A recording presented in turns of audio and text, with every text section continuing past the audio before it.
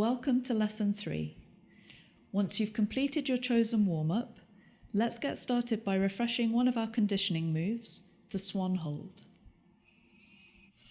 So, toes towards the pole, belly pressed gently into the pole, arms sweeping all the way out and up, gripping the hands together, lifting one leg and then switching gently to the other leg. Regrip the hands perhaps, switching legs. If you've been feeling strong with this move, we can try an extension. So in the same way, you'll circle your arms up, grip as high as you can with your belly pressed gently in against the pole. Now we're going to step the feet back, so you're standing right on the tips of the toes, and from here we slide to the floor. The slower you can slide, the harder you'll be working your hand grip and control.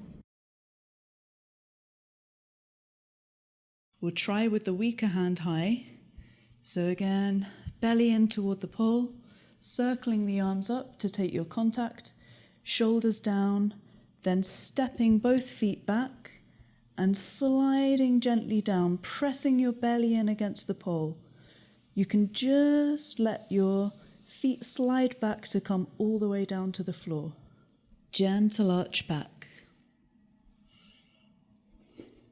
So this is getting your belly used to the friction against the pole. It's strengthening your hand grip and will lead to us being able to slide all the way down with our legs elevated up behind us. Do press pause here and try that variation a couple of times on each side. When you're ready, let's continue. So now we're going to refresh a move that we learned right at the end of last week, the scissor kick. And then for those of you who feel really strong in that position, we might try an extension. So we'll have the inside arm quite high, stepping toward the pole on the inside leg, clamping the armpit in as the outside hand grips also. Sweep and switch the legs. Trying exactly the same on the other side. Stepping toward the pole or beyond the pole with the inside leg, locking the hips and the side of the belly into place as we clamp hard with the armpit, outside hand gripping tightly also, and then sweeping the outside leg up into the scissor kick. Try that with a little bit more speed, a little bit more momentum. So, and on the other side. Cool. Well done. So from here, we can try a cartwheel kick. Again, only if you're feeling really solid and strong in your scissor kick. This is a move that's a little difficult to do very slowly because you'll be putting a lot of pressure on your core, but I'll show you in a slow way just to break it down for you. So the entry is exactly the same as for the scissor kick. We'll be taking that step through on our inside leg, locking everything into place, but this time instead of sweeping the back leg directly up, we're going to cross it against the other leg and scoop it out and around in a cartwheel. So, I'll show again, stepping through as you grip, inside leg, followed by the other. It will feel a bit heavy. It's a little easier to do quickly than it is to do slowly. You can start with a much smaller shape and then build up to a more dramatic looking one. I'll show you on the other side a much smaller version. We'll step again with our inside leg toward the pole, grip, and then spiral. So you may start there and gradually build up to this more open fan shape as you build up strength. Let's try the cartwheel kick a couple of times on each side now. You can follow along from behind. So we'll start to the right-hand side of the pole. We'll take a step on our right foot. Our left arm slips down and our right hand comes in high. Cartwheel kick. Leave your feet where they land. Pivot. And we're on the other side, we're going to switch hands. Take a step on our new front foot, our left foot. Lock our right armpit in. cartwheel kick. Again, pivot round, switch arms, take a step on that front foot, cartwheel kick. And the same to come back. I'm going to show you once more for good measure.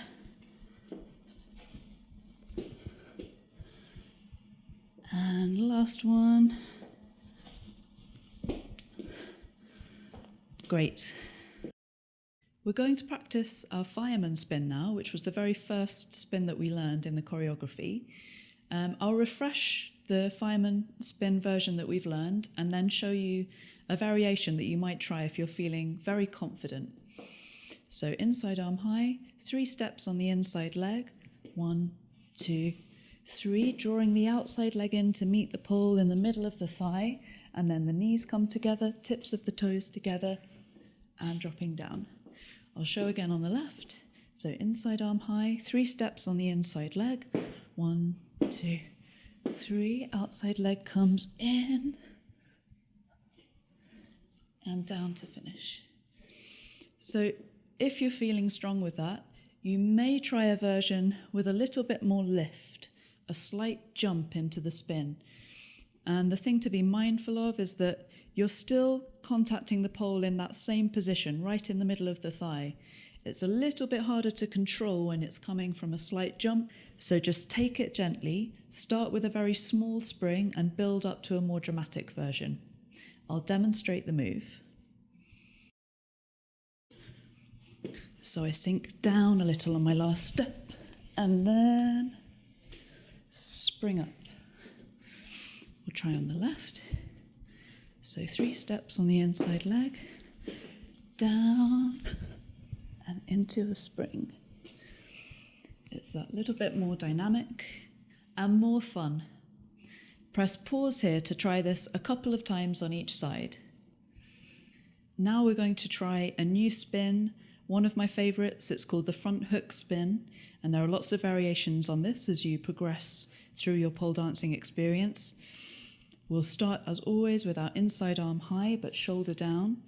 We'll take a step on our outside leg, and this time cross our inside leg against the other, and then circle it down low, around to the pole, until we can grip with a pit of our knee in against the pole. Our outside hand will also be coming in at this point, gripping just below chest height, and then sink down and around into the spin, bringing the tips of the toes together. Place your feet down underneath you as you approach the floor, turn to face the pole, extending legs fully before scooping up with the chest to finish. We'll try the same again on the other side. So inside arm nice and high but shoulder down, taking 1 step on the outside leg, and then crossing the inside leg through, sweep it round, catching the pole in the pit of the knee, hips pressing forwards into the spin.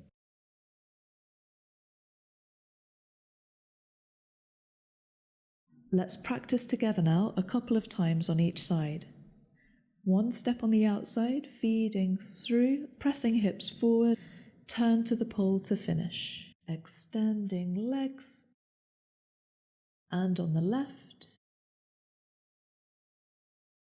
1 step on the outside, feeding through, sweeping across, toes meet, turning to the pole to finish.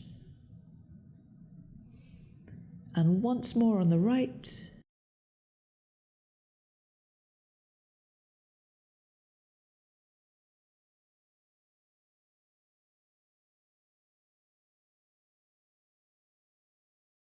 And final try on the left.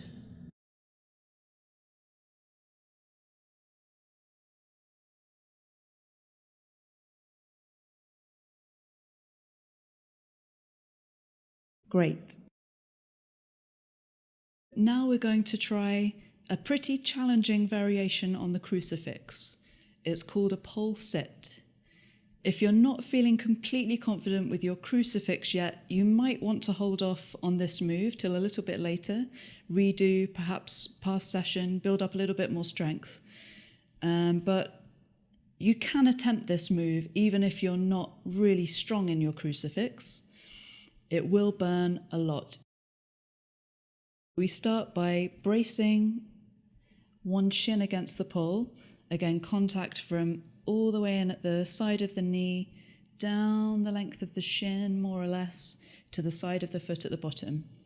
Place both hands high. Bring the back leg up. And then from here now, we're going to re-grip the arms and then lift and cross the legs. You can tuck the back foot in around the pole for an extra point of contact to begin with if you want to. And then just try to relax up here. It does burn. It still burns me today. It will really burn right at the top of your thigh. If you happen to be feeling happy here, you might try to release your arms. Don't overdo it. When you're ready, just release your legs to come safely down to the floor. We'll try the same with the other leg against the pole. So bracing the leg, gripping to come into crucifix. From here, re-gripping, whatever you need to do, and then lifting, crossing the legs, locking that back foot in around the pole. Try to relax here if you can. And if it's feeling okay, might just be a little clap. Just a quick release, might be something a little bit longer. Don't take your hands too far from the pole so that you're ready to just slide yourself down before you drop down. Press pause here to try the pole sit once or twice on each side. When you're ready, we'll learn the steps which will follow on from there in our choreography. We're going to be coming down from the pole sit in a swan slide. That's a transition that we'll try in full next week. For now, just come down to a swan position on the floor in whichever way suits you best.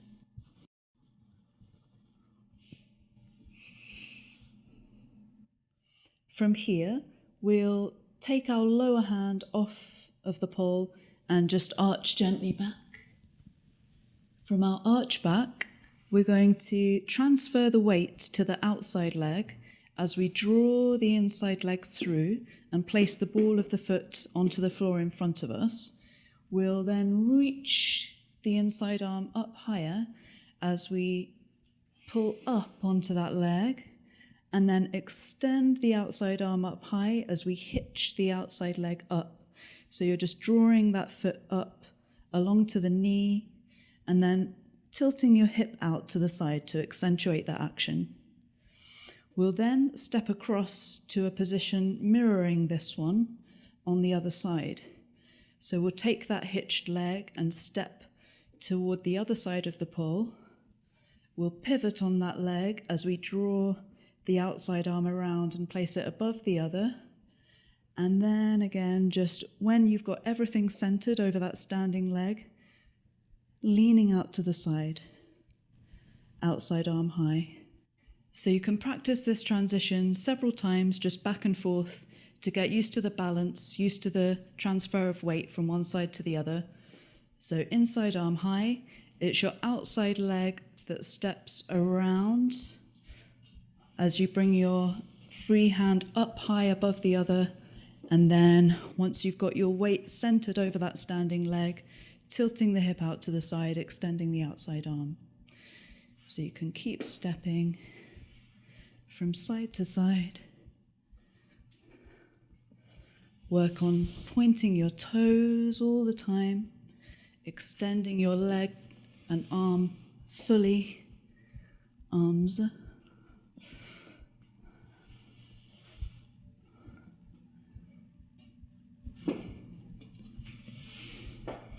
Just getting really comfortable with that transition.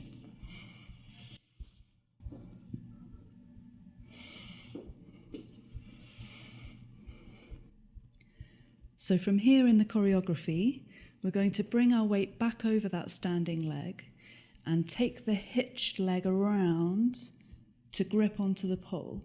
If you feel comfortable with a firm grip all the way down from the inside edge of the knee to the heel of that foot, arch gently back. So again, only go as far as you feel comfortable. Don't overexert. It could be very small. To begin with, just a gentle, relaxed arch back. From there, we'll bend the standing leg and release the hitched one, and then come to a complementary position behind, I'll show again.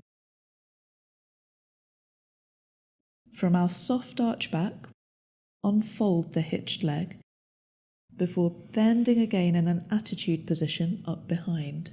So in our choreography, this position is going to lead into our front hook spin. So from flexing the foot back behind, we're going to step forward, take the inside arm up high. You can keep the outside hand on the pole as you cross the inside leg, and then let your hips sink forward as you spiral into the front hook spin. Let's try this passage together now a couple of times, starting from the swan position on the floor.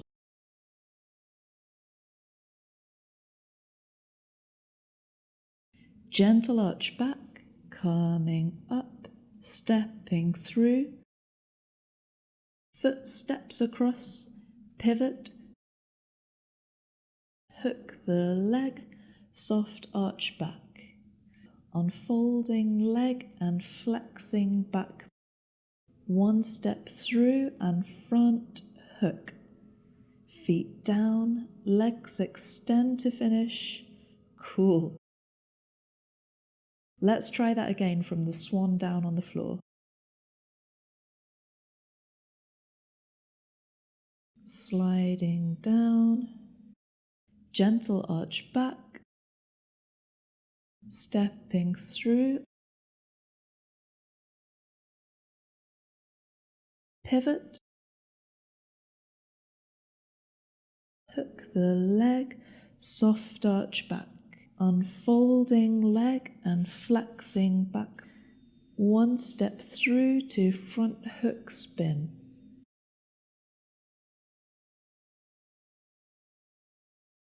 Finally, for today's session, please play the first part of the full choreography for You Don't Own Me on YouTube and see if you can follow along all the way up to the pole sit. If you've got enough energy, run it through again. If you're feeling a bit more tired, consider stepping through the actions without fully performing them. This is known as marking and is a really good way to memorize the routine without wearing yourself out too much. When you feel you've had enough, please have a thorough cool down. I'll be back when you're ready for our final session, session 4.